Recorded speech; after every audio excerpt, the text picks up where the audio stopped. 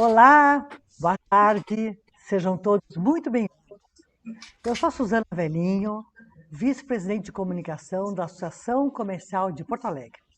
E é com muita satisfação que nós estamos recebendo vocês para a segunda edição do Papo Online. Esses encontros quinzenais que abordam assuntos relativamente a comportamento e tendências. Estarão conosco hoje à tarde dois craques. O Rafael Terra, um dos maiores especialistas em redes sociais do Brasil e diretor da fabulosa Ideia.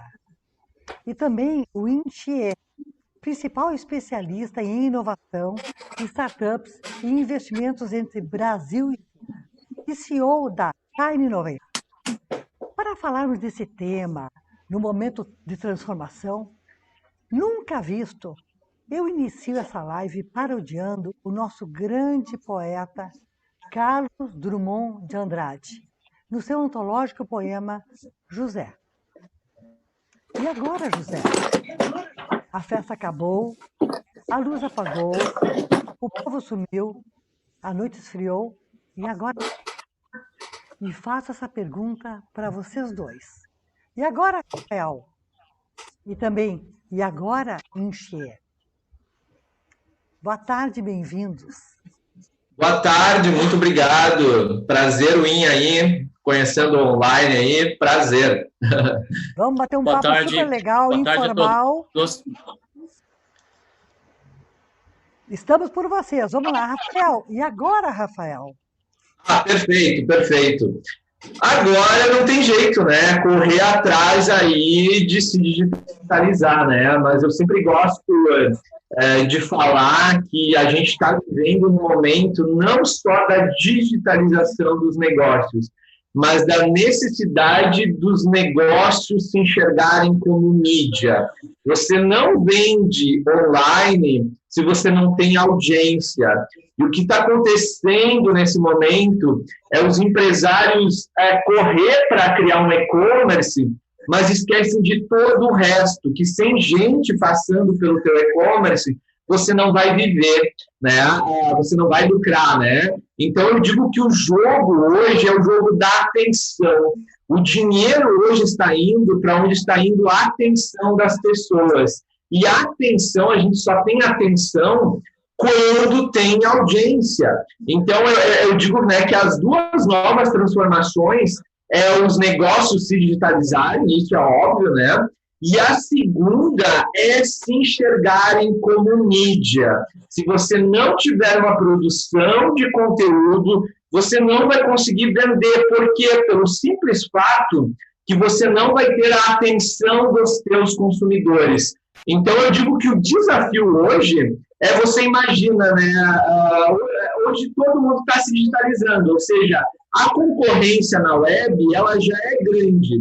Ela vai aumentar mais ainda. Ou seja, vai vencer aquelas marcas que conquistarem uma maior atenção das pessoas. Não adianta você erguer o seu e-commerce, você ter o melhor design, se você não investir em conquistar a atenção das pessoas. Então, eu digo que hoje a gente vive no momento da atenção. Ou as pessoas estão aqui conosco na live, ou elas estão no Instagram, ou elas estão no Netflix, ou elas estão comprando alguma coisa em algum e-commerce. Mas, resumindo, o dinheiro, aquilo que sustenta uma empresa, ele vai para onde está a atenção das pessoas. Ou seja, Rafael, tu está comentando que a comunicação está absolutamente conectada com a comercialização. Nossa, perfeito, perfeito. E aí é um fator muito interessante, né? Por quê? Porque alguns empresários, em momentos de crise, cortam a comunicação, cortam o marketing, né? E sem a comunicação, sem marketing, não passa ninguém na tua área. O empresário tem que entender que na frente da loja física dele passam pessoas. Pessoas estão passando por ali, né? Agora, obviamente, menos por causa da pandemia. Agora, no online, ninguém está passando, ninguém vai passar ali se você não se enxergar como mídia, como veículo de comunicação. Então, assim, o empresário que quiser sobreviver nesse momento, ele tem, na realidade, que colocar o marketing como uma prioridade como uma prioridade, como o nome já diz, né? Como uma prioridade. E aí, e fala de ti agora um pouquinho, do que tu está pensando E agora? em relação a esse momento. E agora, Inchê? E agora todo mundo está sendo ainda empurrado para essa realidade tumultuada. A gente está chamando muito de novo normal, mas o fato é que a gente não sabe o que vai ser esse novo normal. Ele está acontecendo, está numa transição. Provavelmente as coisas vão mudar ainda mais, e o que virá pela frente a gente ainda não tem muita certeza, porque ele pode ser mais intenso ou menos intenso. O digital de fato está presente. O digital é uma ferramenta válida, principalmente porque, como o Rafael está falando, as pessoas não estão mais na rua com a intensidade, na proximidade que existia antes. Então, à distância, todas as ferramentas à distância digitais, elas estão sendo a solução para muitos negócios. Então, isso acaba nos empurrando, principalmente para quem não estava antes. E é uma dificuldade, de novo, o que o Rafael estava comentando. Se uma empresa não existia antes no online, se ela não atuava, é muito difícil tentar fazer de uma última hora. Porque provavelmente a gente vai tentar fazer atropelado, num custo muito maior, mas, de fato, infelizmente, não dá para não fazer. Então, isso tem que acontecer. E aí a gente precisa de dois lados: a preparação da infraestrutura, das equipes para poder atender isso, e do outro lado a gente conseguir atingir o cliente, seja por mídias sociais, seja se transformando numa nova mídia, ou entrando em plataformas online que já têm audiência, tráfego de vendas, os marketplaces. Isso a gente pode falar um pouco mais para frente também, que são sites que ajudam a intermediar. Eles não são varejistas, eles não vão comprar seu produto para revender, eles vão te dar um espaço. É como se fosse um shopping center online. Só que shopping center com um tráfego, nesse caso, com visitantes. Só que isso não adianta também só simplesmente colocar a loja lá. Você tem que saber se a loja... Eu estou fazendo algumas analogias que não são exatamente iguais, mas você tem que entender como escolher o ponto. Como entender se o ponto que você escolheu, que é próximo da praça de alimentação ou do cinema, é melhor do que próximo da garagem ou da entrada. Então, tem analogias que a gente pode utilizar para o online para poder entender isso. Então, de fato, a gente está na transição, e a grande lição é aprender essa realidade, aprender essas ferramentas para poder conseguir atuar e sobreviver. Agora, tu tens um grande conhecimento a respeito do e-commerce, em função da tua experiência longa na China. O Brasil ainda é um iniciante, comparativamente falando, da China, nesse processo. O que tu pode trazer para nós de informações lá de trás, que vieram hoje, que na China estão mais evoluídas que o Brasil, e que daqui a pouquinho acontecerão e chegarão a nós também? Legal, acho que tem um ponto importante. Assim, minha experiência, como você comentou, vem já lá de trás. Eu participei do startup do Submarino, lá em 99, que virou a B2W, fusão com Americanas.com, enfim. E eu também tive meus próprios e-commerce. Um deles foi a Bape.com.br, em 2010, 2011, enfim. Essa experiência. E depois passei pela Xiaomi, aquela empresa de celulares, que é uma empresa chinesa e tem um modelo de negócios de comércio online diferente. Mas essa empresa especificamente, mais de 80% das vendas deles são direto do site próprio para o consumidor. Não passa pelo varejista, não passa por distribuidor. Isso significa que essa empresa tem contato direto com o consumidor. Eles conhecem cada comportamento, onde ele mora, qual que é a faixa etária, enfim, qual que é o produto que comprou. O que é muito difícil para uma marca de um produto de consumo. Normalmente a marca vende para o seu distribuidor, atacadista, que vende para o varejista e chega para o consumidor. Ou seja, essa cadeia toda quebra o elo da comunicação. A comunicação tradicional é unilateral. É uma empresa colocando no meio de comunicação de massa, ou mesmo no online, só que numa via só. Você dificilmente consegue absorver de volta. Então, esse tipo de empresa, que é um dos modelos que vem acontecendo bastante na China nos últimos anos, que é chamado direto ao consumidor, D2C, tem essa característica. Então, o comércio eletrônico, e é o que eu sempre costumo falar, o comércio eletrônico, no início, ele surgiu como um canal de vendas, simplesmente. A gente tem um canal offline das lojas, telemarketing, televendas, venda direta, enfim. Ele surgiu como mais um canal. Só que o fato dele ser mídia também, ele ser meio, ele permite também outras formas de fazer negócio, não só comprar simplesmente e vender, que é um varejo tradicional. A gente compra da indústria e revende e ganha margem. Esse é o nosso modelo de varejo. Só que quando a gente fala em online, possibilita outros modelos. Por exemplo, assinatura de produtos, cada vez mais comum. Então, produtos de compra recorrente, como fraldas, como ração, como medicamentos, ao invés de todo mês eu ter que ir para uma farmácia, ir para uma pet shop ou comprar no site, eu posso assinar. Então, já é um modelo diferente. Ele já deixa de ser uma venda normal para ser um serviço, porque ele já ao invés de você ter que entrar no site, ele já começa a te lembrar. Isso é uma das coisas. Outro formato, por exemplo, é o que eu comentei de marketplace. O marketplace, ele é o shopping online. Então, a empresa que está operando isso, ela não é um varejista, é um prestador de serviço. Ele é um intermediário, ele está te ajudando a vender. Quem está lá plugado para vender é, assim, um varejista, é o vendedor, ou a marca diretamente. Então, existem vários modelos que estão sendo desenvolvidos nos últimos anos, que acho que são oportunidades para a gente aqui no Brasil.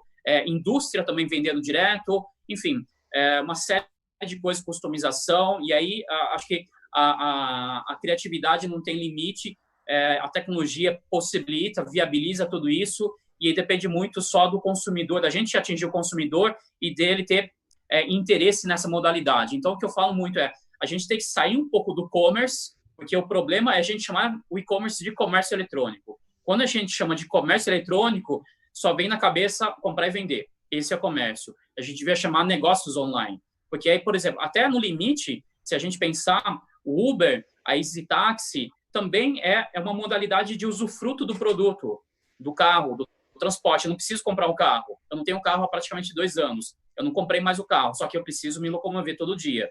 Então, o Uber, essas empresas não só concorrem com as próprias montadoras, mas concorrem com as concessionárias de veículos. Porque você está dando uma outra opção, concorre com locadora, concorre com todo mundo, e até concorre com outras modalidades de transporte. Então, a gente tem que começar a olhar um pouco além do nosso mundo, da nossa caixinha, da nossa etiqueta. A gente chama de comércio, de varejista. Então, a gente tem que começar a olhar além disso. Rafael, diante de tantas transformações agora apresentadas pelo Inchê aqui, como é que a comunicação está se comportando? Como é que o negócio realmente pode efetivar uma boa comunicação com os seus clientes? Muito bem. Até pegando o gancho na fala do In, né, é justamente o que ele falou, do produto que vira serviço. E daí é justamente a marca, a empresa, ela perceber que ela não vende só produto, ela vende todo um conhecimento em torno daquele produto.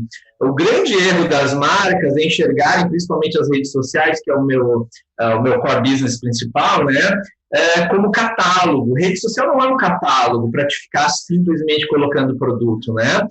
Eu digo que a gente tem que engajar para vender.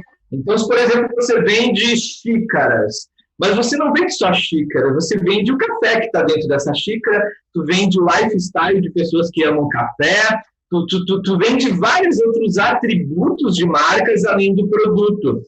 E hoje existem vários tipos de segmentações de anúncios que a gente consegue segmentar um anúncio, por exemplo, para pessoas que se engajaram com o teu conteúdo. Então, eu sempre digo, a melhor forma de você vender é primeiro você engajar.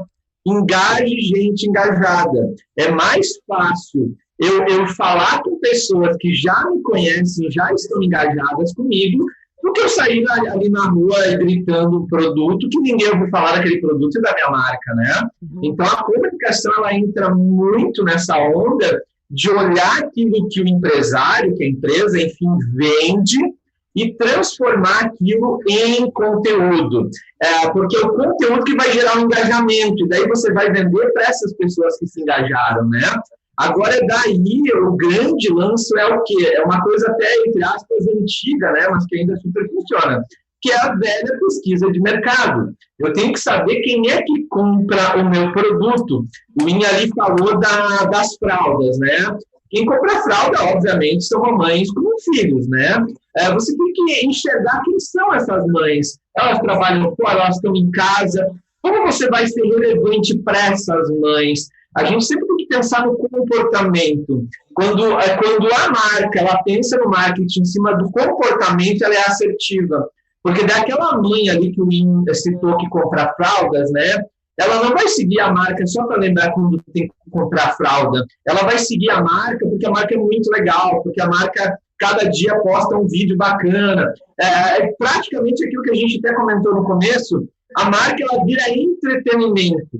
Quando a marca vira entretenimento, ela tem a atenção das pessoas. Quando ela tem a atenção das pessoas, ela vende mais. Então, eu diria aí que todo mundo, né, que está nesse momento, ou seja, todo mundo, né, principalmente os empresários, voltar um pouquinho no marketing, né, estudar o seu consumidor, o seu consumidor lá, com o que ele se engaja, quais são os valores dele, né? É nesse ambiente que você tem que entrar, porque o principal erro mesmo, as marcas enxergarem o digital, ou principalmente as redes sociais, né, que é o assunto que eu domino, como catálogo.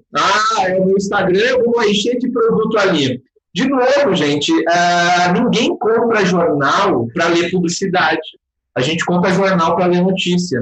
Ninguém acessa um site, a não ser site de e-commerce, obviamente, né, para ler publicidade. A gente quer ver conteúdo. Então, tu tens que transformar a tua marca numa produtora de conteúdo, mas uma produtora de conteúdo sempre focada no outro, no interesse do outro. É o que eu costumo dizer de não ser uma marca egocêntrica, uma marca que só fala de si. A gente está falando isso, a gente está falando aquilo, a gente está fazendo isso, aquilo. Tu tem que mudar o mindset e olhar lá para o teu consumidor. Eu sempre brinco, né, que o ser humano, isso não é uma coisa ruim, o ser humano ele é movido por interesse. As pessoas que estão nos assistindo aqui é porque elas têm interesse em aprender sobre isso, né? É por interesse que eu sigo ou não uma marca nas redes sociais. Se a marca ela só coloca produto, não vai me gerar um interesse profundo, né? Então, eu diria que tudo começa com pesquisa de mercado. E até isso o digital nos ajuda muito. Por quê? Porque eu posso lá criar um Google Docs, né, com uma pesquisa de mercado e fazer aí uma ativação em cima disso, né? Inclusive, eu sempre brinco, né, que hoje, como antigamente, a gente compra primeiro por indicação, né? Eu preciso comprar alguma coisa. Eu pergunto para a mãe, para o pai, para o namorado, namorada, para o amigo, né? Uma das coisas muito interessantes nesse momento também, que eu tenho feito com vários clientes, é a gente detectar dentro do nosso cliente, né, quem são os clientes mais satisfeitos. Quando você encontra dentro da tua base de clientes mega satisfeitos, você consegue criar um movimento de indicação. E quando alguém te indica, é mais fácil de você vender, né? Então, eu acho assim, que todo mundo que, entre aspas, está nesse momento parado, né, pensando o que vai fazer, eu diria a dica de ouro, assim, de começo, olha quem já ama a tua marca, olha quem é que já comprou e está satisfeito. Essas pessoas, elas vão ser as pessoas que vão te ajudar a vender mais. Porque ainda o maior marketing é o marketing indicação, é o marketing... porque a gente confia no outro, né? A gente confia no outro. Então, resumindo, se a gente começar a pensar, tudo volta para o comportamento humano, né? Para o comportamento humano. É isso mesmo. Agora, tem uma coisa muito interessante, né, que eu fico reparando, eu que atuo na área de comunicação há muitos anos, eu reparo o seguinte, e acho que é importante a gente enfatizar um pouco esse tema também. Repare o seguinte, o que está variando são as formas de comunicação, mas o que não varia é a comunicação, é a intenção do relacionamento, a atitude do relacionamento em si. E eu acho que é bom também frisar que as antigas formas, que a gente chama assim de offline, permanecem sendo válidas. Ou seja, eu costumo dizer que nada substitui o olho no olho. Na minha visão, tanto o e-commerce quanto a mídia social, elas servem para nutrir, para complementar o comportamento humano. Agora, o fundamental é fazer a relação que o Rafael fala de engajamento. Eu transformaria essa palavra em relacionamento, né? E eu queria perguntar para vocês uma coisa que sempre me instiga sobre como é que e aí eu acho que o Wim pode nos explicar também sobre isso, e o Rafael também pode complementar. Como é que foi o início do e-commerce? Iniciou aonde, em que tempo e por quê, mais ou menos? Legal. O e-commerce, como eu comentei aquela hora, no início era muito encarado como como mais um canal de vendas. Então, ele iniciou nos Estados Unidos com as primeiras lojas online e, na verdade, quando a gente fala de lojas virtuais, até antes da internet, inclusive, existiam outras redes naquela época, e na década de 90, principalmente início da década de 90, eram redes fechadas, as BBS, essas coisas que já são de uma outra geração, mas eram encaradas como redes e lojas virtuais. Então, ao invés de estarem numa rede grande internacional, eu entrava lá, acessava determinada loja. Isso foi talvez a semente disso. Existiram outros formatos também de lojas digitais, mas não online, as lojas via CD-ROM. Então, eu comprava o produto, mas isso era assim, bem precário. E, em paralelo, por fim, sempre existiu sistemas de grandes empresas que eu podia lá acessar o servidor deles e colocar um produto. Isso tudo era comércio online, comércio eletrônico também, de uma forma geral. O que a gente chama de e-commerce atualmente, ele é muito mais visual. Você entra no site, tem descrição, tem a foto, tem vídeos, e às vezes lives também. Então, é um formato diferente. Então, esse formato começou no meio da década de 90, lá por 94, 95 nos Estados Unidos. Diz a lenda, né? Agora é difícil até conseguir rastrear. A Pizza Hut foi uma das primeiras empresas a fazer venda online e outras empresas mais. Mas, obviamente, o grande destaque foi a Amazon, que surgiu em 95, lá nos Estados Unidos, primeiro vendendo livros. E aí é muito simples. Qual que era a conclusão? Livro é um produto relativamente simples, que não exige muito contato físico comparado com, por exemplo, com roupa, comparado com produtos de ticket mais alto, e com um catálogo muito grande, com um catálogo já criado. Então, Jeff Bezos, que foi o fundador da Amazon, ele considerou isso, e quando a Amazon foi criada, ela era chamada a maior livraria do mundo. Ela não era a principal loja de todas as coisas, ou Everything Store, loja de tudo, como eles se classificam agora. Então, no início, eram produtos com consumo, com ticket mais baixo, para facilitar a compra. As formas de pagamento eram mais precárias, já era cartão de crédito, mas não era necessariamente online, enfim. Então, foi se aprendendo, mas ainda com o conceito de um canal de vendas. Então, a Amazon nasceu para o e-commerce, mas uma série de outras empresas abriram como um canal a mais.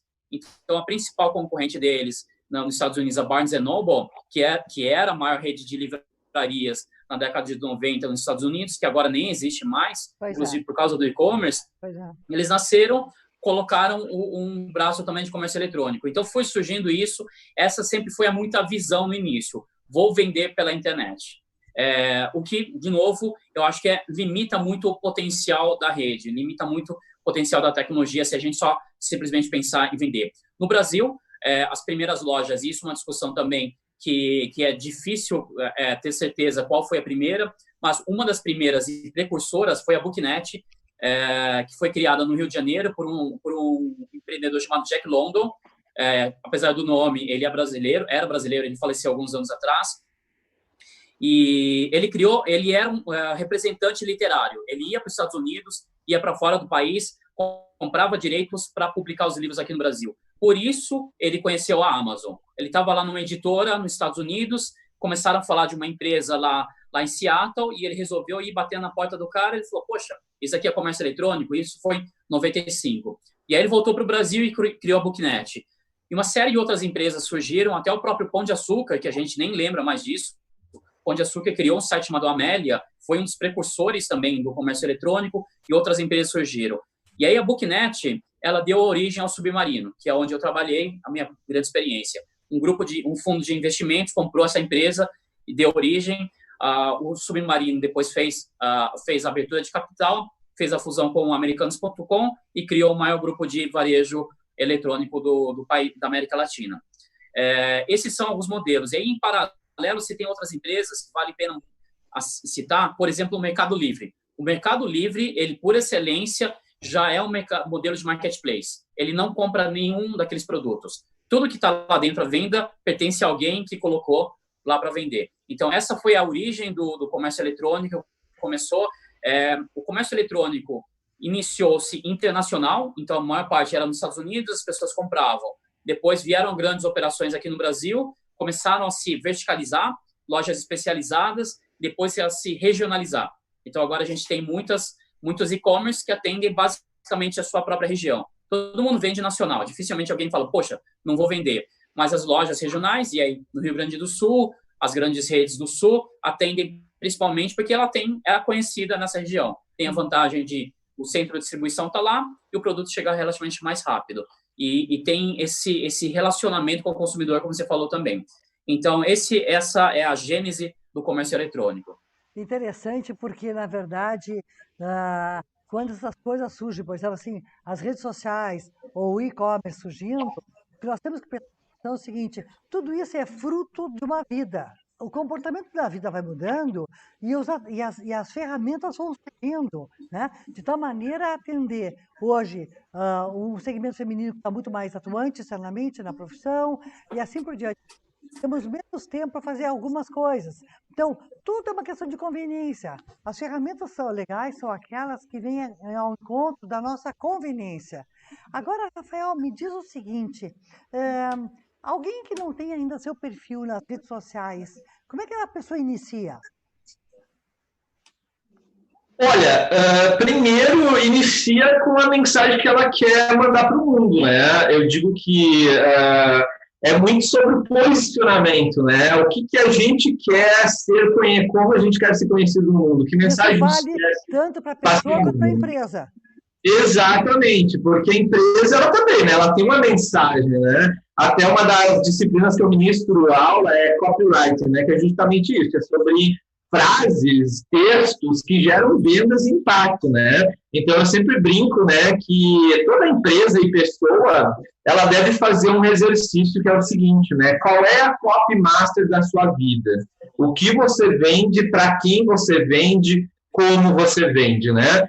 E se fosse isso mudar para uma pessoa, quem você ajuda, como você ajuda, né? Porque tudo é, como você mesmo falou, sobre ajudar o outro. Se é uma pessoa que tem a tua marca para ajudar o outro de alguma forma, né? Isso é uma empresa da mesma forma também, né? Mas, e já falando um pouquinho, pegando o gancho ali no que o Win falou, as redes sociais também surgiram praticamente todas nos Estados Unidos, mas agora é interessante, né, já que o Win tem toda essa expertise com a China, né? A gente tem visto o TikTok, né, que é um aplicativo chinês, uma rede social chinesa, que está entrando com tudo no Brasil, é uma das redes sociais que mais cresce, né, no Brasil, e é uma rede social muito focada no cotidiano, é um conteúdo rápido, e mostra como as pessoas hoje querem cada vez um conteúdo reduzido, rápido, mas em vídeo. E daí uma fala que eu gostaria de adentrar aqui, né, é a necessidade de a gente pensar e-commerce e marcas em vídeo também. Por que em vídeo, né? Tem até uma frase que eu não sei de quem é, mas que diz o seguinte, né? Que antigamente a marca que não tivesse um site não existia.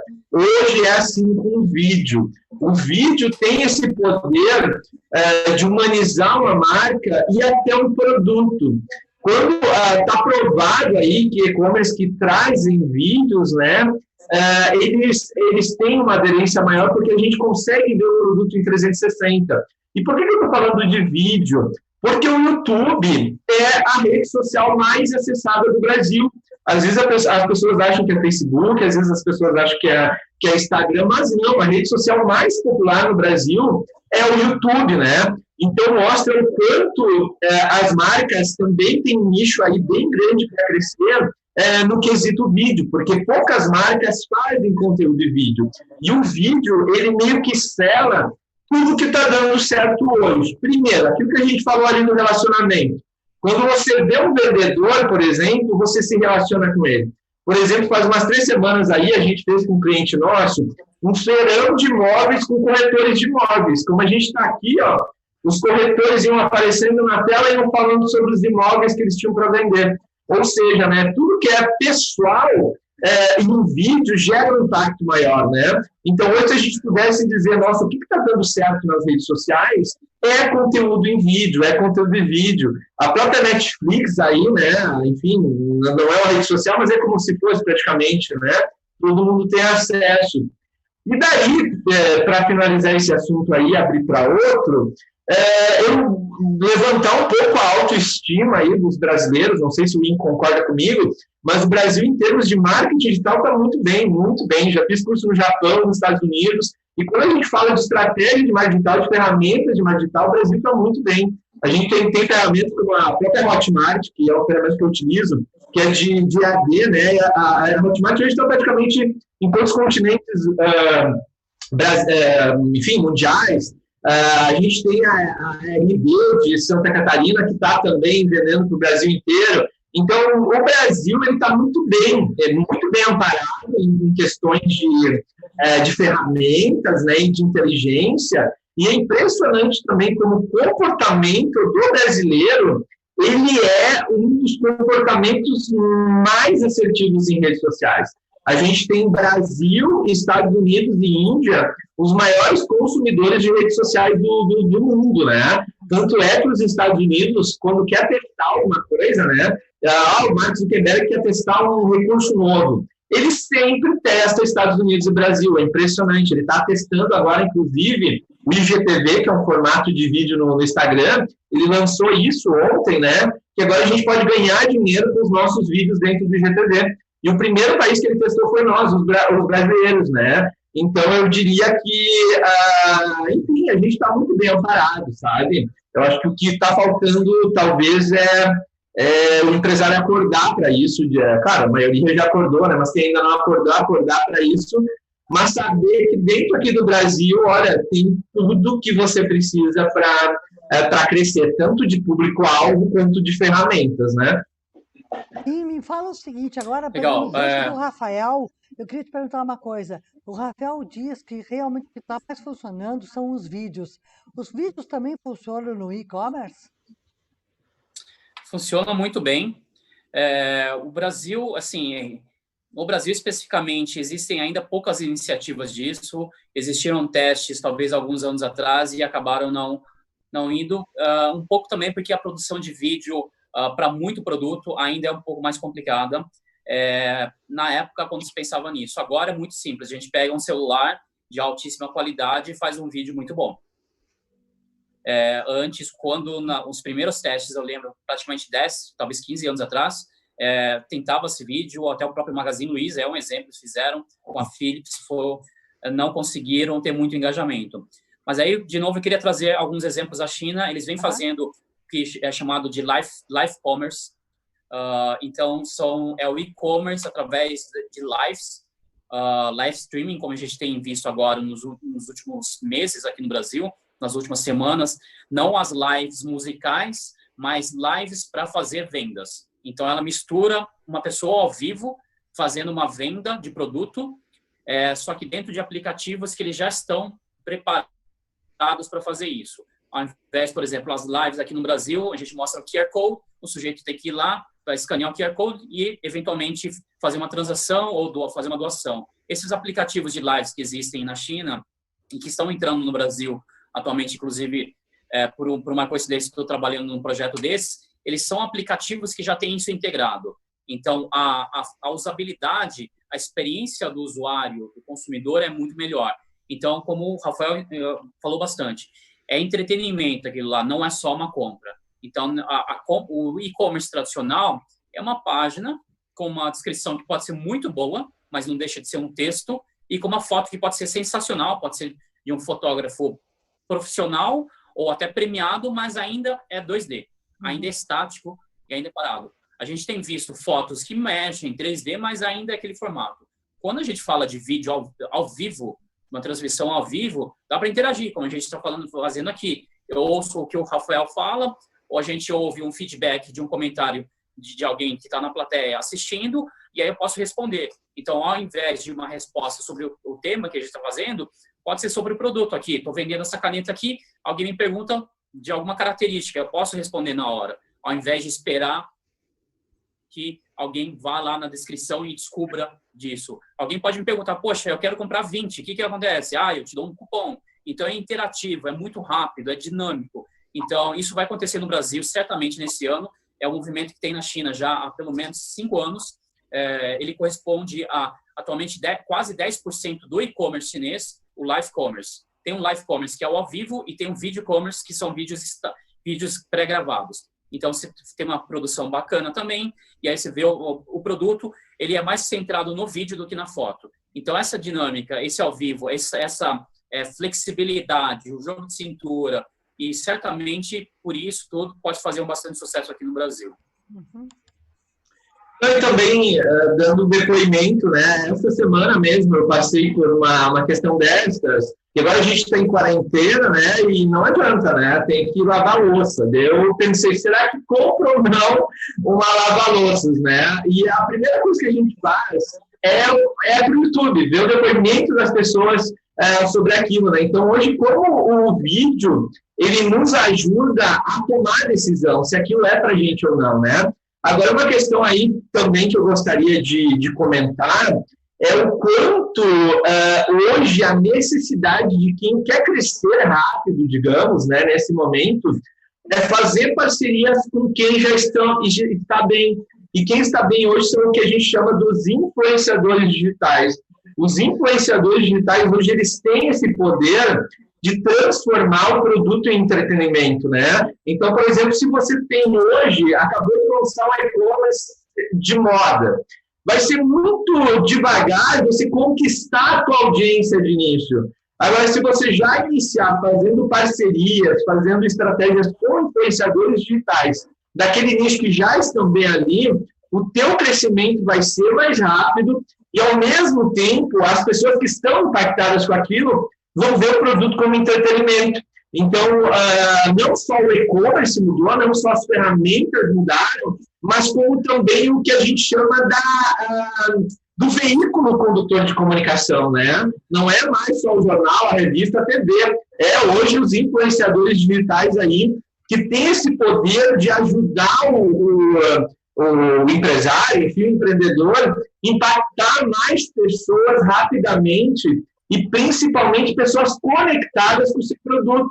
Porque qual é a grande diferença também, a grande dificuldade do empreendedor quando monta um e-commerce, né? É descobrir quem é que vai comprar dele, é descobrir como encontrar esse cliente na web, né? Agora, quando você detecta influenciadores que já estão posicionados naquele nicho que você quer vender, a vida fica mais fácil. Por exemplo, o próprio Lin citou um exemplo ali da e-commerce de fraldas, né? Existem vários influenciadoras mamães que falam no seu Instagram aí só sobre como cuidar de filhos, etc. Eu conheço umas que têm 500 mil seguidores, né? Então, uma marca se vincular a influenciadores digitais hoje, também, entre aspas, aí é uma forma rápida de crescimento de vendas, né? Então, de novo, a gente volta para aquilo que eu comecei a falar, de como também hoje envolve a criatividade, relacionamento e o ato de comunicar, né? Se o empresário não achar novas formas de comunicar o seu produto, ele não vai achar novas formas de ganhar dinheiro, né? Interessante, né, Rafael? De novo, porque antigamente nós chamávamos isso de boca a boca. Os grandes influenciadores eram aqueles que no boca a boca nos ganhavam, digamos assim, né? Agora nós temos influencers. As palavras mudam, a abrangência muda, mas o cerne permanece o mesmo. Ou seja, nós acreditamos em algumas pessoas que são nossas referências. Eram antigamente boca a boca, hoje são os influencers. Deixa eu mudar um assunto aqui, está chegando uma pergunta muito interessante da jornalista Chariz. Eu queria perguntar para o Lin sobre isso. E, por favor, como uma empresa tradicional pode concorrer com uma startup sem ficar em desvantagem no online? Ela tem que não só entrar no online, pensar no entrar, mas ela tem que adaptar a sua cultura também. Acho que isso é muito importante. Ela tem que ter uma cultura mais rápida e muitas vezes isso significa também mudança até de forma como se ganha dinheiro, como eu comentei na época, o modelo de negócio.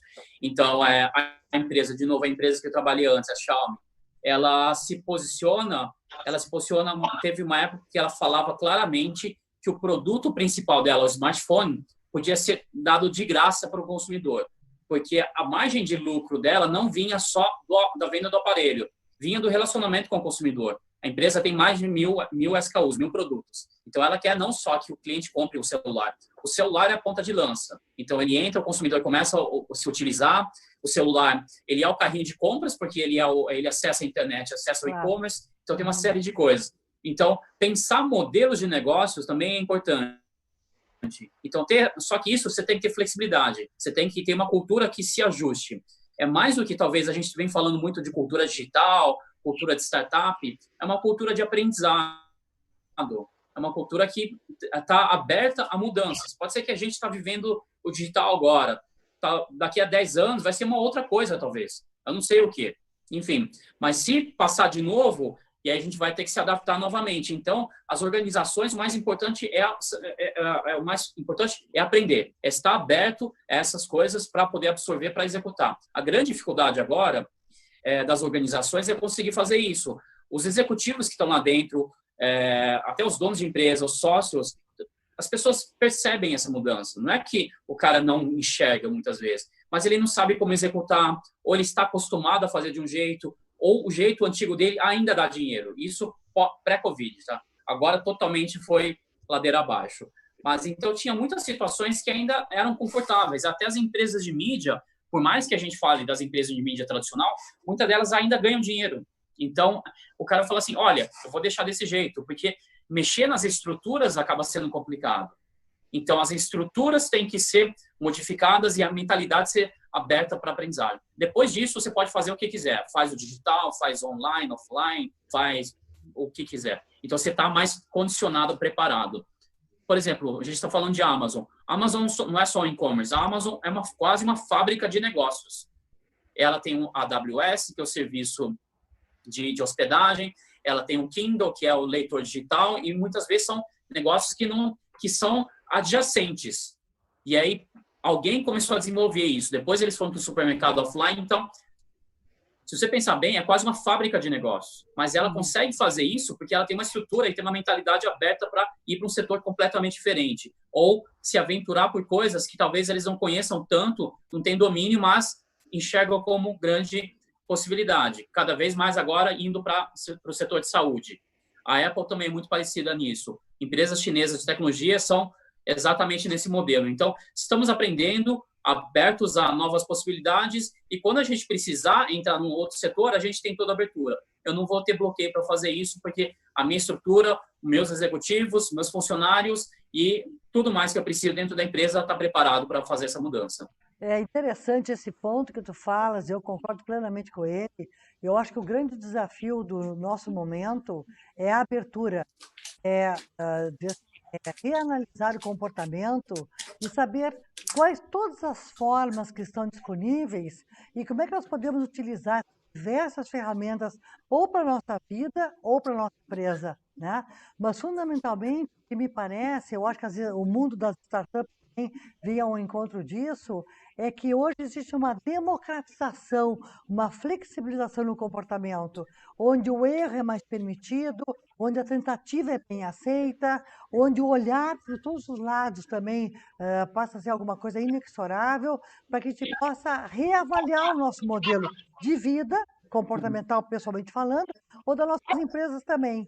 Eu queria perguntar um assunto para o Rafael, uma pergunta que é recorrente entre nós aqui. Rafael, o que eu também percebo dentro, assim, no nosso próprio segmento da associação comercial, é que algumas empresas que ainda não aderiram ao mundo digital têm o receio de entrar. Eu não gostaria de dar uma resposta a elas no sentido de que elas estão atrasadas. Mas como é que uma empresa inicia no mundo digital enfrentando os seus receios por uma coisa que é tão nova? Olha, como que eu vou te explicar? É uma pergunta até difícil de responder, porque eu digo que é raro. Hoje, enfim, acontece pouco isso, né? De um empreendedor não acreditar no digital, né? Eu acho que, enfim, desculpa até decepcionar na resposta, mas eu não vejo muito essa desconfiança do empresário, né? Até enfim, eu empreendo nessa área há 12 anos, né? Quando se iniciou lá uma agência trabalhar com redes sociais, era muito desafiador, porque o empresário ainda não conhecia, né? Estava começando e tudo mais. Agora existe muito um comportamento de olhar para o lado, de olhar para o meu concorrente, né? Hoje, dificilmente um concorrente de qualquer nicho não está nas redes sociais. Então, enfim, ainda bem, eu enfrento um pouco isso, sabe? Não vejo muito esse comportamento de gente que não acredita. Mas não é grande talvez deixa eu pegar o gancho aqui que talvez seja isso, sabe? O que eu vejo é uma dificuldade do empresário ver que mídia social é mídia, e mídia funciona melhor pagando, que é um lugar que ele tem que investir dinheiro para impactar pessoas. Hoje, um alcance orgânico do Facebook é 3, 4%, né? Ou seja, tu tem lá 5 mil seguidores, você vai impactar 300 pessoas em cada post.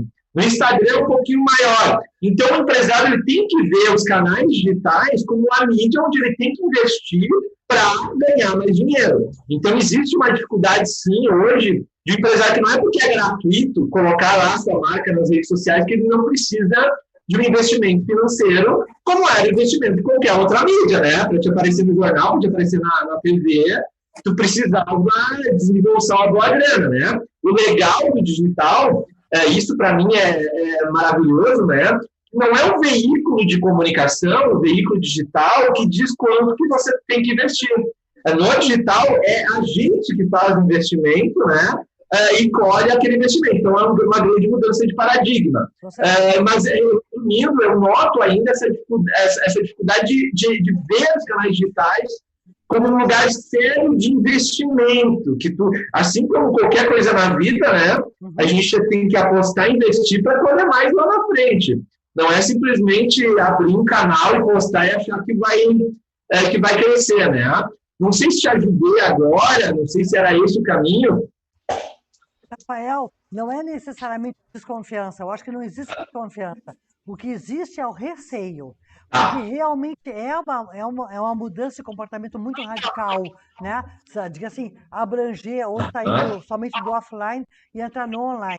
Então existe. Eu acho que agora eu te entendi bem. E daí tem uma frase, né, que também não sei de quem é, mas que diz que sucesso na web é quando tu perde o controle, quando tu perde o controle da tua marca. Tanto que ferramentas de monitoramento na web não conseguem monitorar grupos de WhatsApp. Tu não consegue saber quando a tua comunicação chegou no grupo do WhatsApp. Mas eu sempre digo, né, nossa, quando a tua comunicação chegou nos grupos de WhatsApp, parabéns. Nossa, alguém teve tanta vontade de compartilhar aquilo, né, que tu perdeu o controle. E esse sim, concordo contigo, esse é uma dificuldade. Por quê? Porque nos ambientes controlados, nos ambientes tradicionais, tu coloca a tua publicidade ali e tá tudo perfeito, né? Eu sou aquilo que eu botei na revista. Isso. Agora, no digital, o consumidor chega lá e bota o dedinho, né? Eu comprei esse produto e não é bem assim. Mas daí é justamente o entendimento do empresário que esse é um novo jornal. Um novo jornal, um novo normal, e que hoje uma marca não é aquilo que ela fala dela. Hoje uma marca é aquilo que o outro fala dela, né? É de novo aquela questão até da indicação. Porque se a gente pensar, eu sempre brinco, né?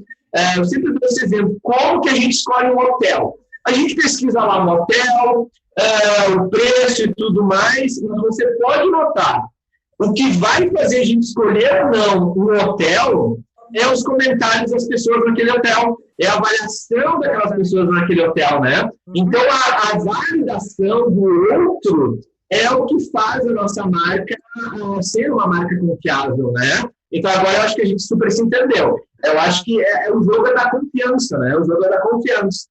Sem o depoimento do outro, você não gera confiança. Agora, é óbvio, né? Isso cria um movimento. Não é que a marca não possa errar, porque todo mundo erra, né? Mas a marca ela tem que ser transparente e admitir seus erros quando erra. Esse é o lance, né? Errar todo mundo erra. Mas a marca tem que ser inteligente e humana, né? admite erros. Agora, com certeza, o empresário que está pensando, nossa, minha marca é perfeita, eu não quero ninguém falando mal da minha marca, esse cara, em algum momento, ele vai notar, nossa, a gente não está vendendo mais, o que está acontecendo? Cara, porque tu não está gerando confiança, não está gerando feedback, né? Uhum. É interessante porque hoje nós temos um grande desafio, qualquer empresa hoje tem um grande desafio, qualquer personalidade também tem esse grande desafio. Cada um de nós é um produtor de conteúdo. Então, a minha manifestação, ela gera reações. Há um tempo atrás também gerava reações, só que eu não sabia. Hoje, por exemplo, as pessoas que não gostam de A, B ou C vão para suas redes sociais e fazem os seus comentários negativos a respeito do assunto. Então, assim, claro, estamos todos mais vulneráveis. Por quê? Porque o campo aumentou muito, os interlocutores aumentaram muito, e as pessoas hoje são sabedoras, têm consciência própria, têm poder. O consumidor passou a ter um grande poder. Ele se manifesta pelo sim e pelo não. Ele faz um elogio ou ele pode fazer uma crítica. E custa muito caro para uma empresa resolver essa crítica, porque no momento que uma crítica é postada, existe uma série de consequências e uma série de audiências com relação a essa crítica. Então, eu acho que nós estamos vivendo um momento no mercado onde cada um de nós, sim, tem que saber que o fundamental é estar próximo dos seus, seja do seu círculo social ou seja do seu círculo de clientes, né? E saber que o erro não é o problema é não admitir o erro. Esse é o grande problema. Na hora que eu não admito o erro, eu sustento o erro, né? Na hora que eu peço perdão, resolvo a situação e cada um da nossa audiência, dos nossos clientes tem todo o direito de gostar ou não gostar, enfim, né? Eu vou e tenho a condição e a chance de acertar. E, gente, a minha experiência diz o seguinte, quando eu humildemente reconheço o meu erro e resolvo o erro e considero com respeito aquele interlocutor que fez uma crítica negativa, eu ganho a cumplicidade desse interlocutor. Porque nós não queremos deixar de ser falíveis. Somos falíveis enquanto seres humanos. O que nós não podemos... Total, de novo, né? De novo. É arrogante. Nós estamos nos encaminhando para o final. E eu queria... Não, de novo, é sobre confiança, né? É sobre confiança. É exatamente isso. É confiança, relacionamento, respeito e tal. E eu queria pedir para vocês dois, eu sei que eu vou fazer uma pergunta um pouco mais complicada, até porque nós falamos um pouquinho sobre isso já. Mas me diga uma coisa, aí na opinião, primeiro do Inho, depois do Rafael.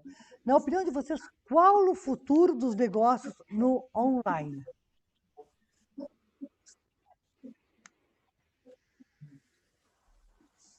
Futuro dos negócios online, na verdade, eu acho que a gente tem que falar do futuro dos negócios digitais. Uhum. O online é um canal, é um meio, e muitas vezes ele acaba se confundindo, a gente chama de internet um monte de coisa que talvez não seja mais, e aí acho que eu vou trazer um caso que vai ilustrar bem isso. No Brasil, o e-commerce, até antes da Covid, correspondia a 5% do nosso varejo.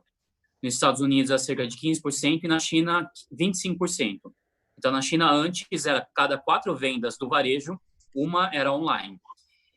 E aí, a tese que eles têm, e eles vêm trabalhando muito com relação a isso, as empresas de internet, tecnologia e e-commerce, eles não querem necessariamente aumentar esse bolo. Eles não estão competindo diretamente com o offline também. Eles querem eles querem alcançar os 100%.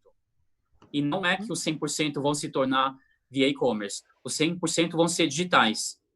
Então, os 75% que a gente está falando que resta, que é a grande maioria, esmagadora ainda, ela pode ser offline, ela pode continuar do jeito que está, mas ela tem que ser digitalizada. E isso significa o quê? Que todo o relacionamento e tudo que é feito, quando alguém entra na loja, essa pessoa deixa de ser totalmente anônima. Ela pode ser identificada. Eu posso não saber o nome, mas eu sei que aquele rosto entrou nessa loja, depois ele foi para uma outra loja, depois ele foi no cinema, ele foi no supermercado. A gente está fazendo a digitalização. E é um processo, na verdade, a gente está falando de uma loja offline. Então, isso tudo começa a se cruzar. e é um conceito que na China chama de novo varejo, New Retail. Então, é online para offline, não é o nosso conceito de omnichannel, de vender por todos os canais. O New Retail é uma nova fase, é uma nova forma que se utiliza muito dos dados. Então, quando um sujeito que talvez ninguém conheça, não está em cadastro nenhum, mas o rosto dele foi digitalizado, ele vira um código. Ele vira uma identidade que ele vai, se ele começar a consumir, as empresas vão começar a fazer. Então, acho que o futuro passa muito por isso, passa basicamente pela utilização de dados. Os dados significam captura de informações, captura de interesses, comportamentos, e essas informações vão ser utilizadas tanto para melhorar as vendas, como inclusive para transformar os produtos. O que se passa nisso, o que é super importante? Os produtos são desenvolvidos até agora de uma forma tradicional. A empresa, o departamento de produto, de pesquisa, faz uma pesquisa, a pesquisa de mercado, e através de insights coloca tudo no mercado. Nas plataformas online, a gente captura o interesse e o comportamento do consumidor e traz esses dados para desenvolver novos produtos. Então, os canais de venda, as formas de comercialização estão mudando. Então, não é só a indústria empurrando pelo canal de vendas para chegar no consumidor. Os consumidores estão mudando também, e as grandes plataformas, os e-commerce, os players que conseguem agregar dados vão ajudar nisso para transformar toda a indústria. E tudo isso vai passar por digitalização, não é só online. Então, a transformação digital é digital, não é só na internet. Inclusive, pode ter, no limite, uma loja que não é online. Ela está fora da internet, mas ela está digital. Rafael, 1 minutinho para tu responder eles, por favor. Perfeito. Então, vou resumir em 3 palavrinhas, né? Que é humanizado, segmentado e, obviamente, com entretenimento. Humanizado, porque a pessoa ela tem que se sentir ali confiante e representada naquilo, ou seja, a marca tem que ter uma voz. Segmentado, o Min acabou de falar, né? Dados. Eu entrar no e-commerce e ele se moldar para a minha realidade, eu receber anúncios daquilo que realmente me interessa, né? E cada vez mais o e-commerce virando também entretenimento. Legal. Quando eu enxergo uma marca que me entretenha, que seja relevante, eu consumo ela e tenho maior probabilidade de comprar um dia dela. Eu queria muito agradecer a atenção de vocês, que legal essa participação nossa. Desculpe as pessoas que estão nos assistindo, eu não consegui fazer outras perguntas mais. Os temas realmente são muito interessantes, esses dois. Rafael Terra e Inchie, muito obrigada. E a todos vocês que nos assistiram, que estiveram conosco nessa live aqui, continuem estando conosco. Nós queremos realmente trazer a vocês cada vez mais assuntos pertinentes e assuntos que realmente são tendências e comportamentos no Papo Online. Até a próxima. Obrigada, Rafael. Muito obrigada. Tchau, gente. Tchau, obrigada. Tchau. Obrigado. Boa tarde a todos. Obrigado a todos. Valeu.